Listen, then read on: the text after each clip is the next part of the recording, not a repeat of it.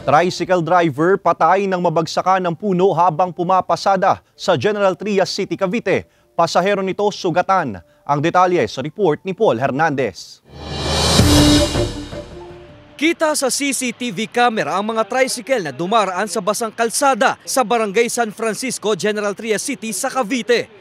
Hanggang sa isang puno ang biglang nabuwal at nabagsakan ng isang tricycle. Nayupi ang sasakyan. Patay ang driver nito na kinilalang si Abelardo Adriano na napuruhan sa ulo. Sugatan naman ang pasaherong si Bon Robilla. So ito pong tricycle na nagpapasada, ito po ay mula sa main road sa Arnaldo Highway, papasok ng Sierra Nevada. Kaya po maghahatid ng pasahero ang ating tricycle. Pinagtulong-tulungan ng rescue team na maiali sa mga biktima mula sa pagkakaipit. Ayon sa investigasyon, lumambot ang lupa kung saan nakatanim ang puno dahil sa tuloy-tuloy na pag-ulan sa lugar. Yung puno actually, patay na siya. Patay na puno ng nara.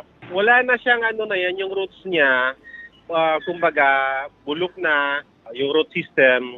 So, nung maulan, lumambot yung lupa. Hindi na nagpaunlak ng panayam ang pamilya ng nasawing biktima. Pero ayon sa mga otoridad, nagpaabot na ng tulong ang LGU sa naiwang pamilya. Tayo naman, hindi naman po nagpapabaya ang ating mahal na mayor. Kaya sabi niya nga po ay bigyan agad ng ang ating na-damage na tao doon sa pagbaksak ng sanga. Plano namang makipagpulong ng General Trias City Police sa homeowners para abisuhang inspeksyonin ang mga punong kahoy sa paligid para maiwasan ang kaparehong disgrasya.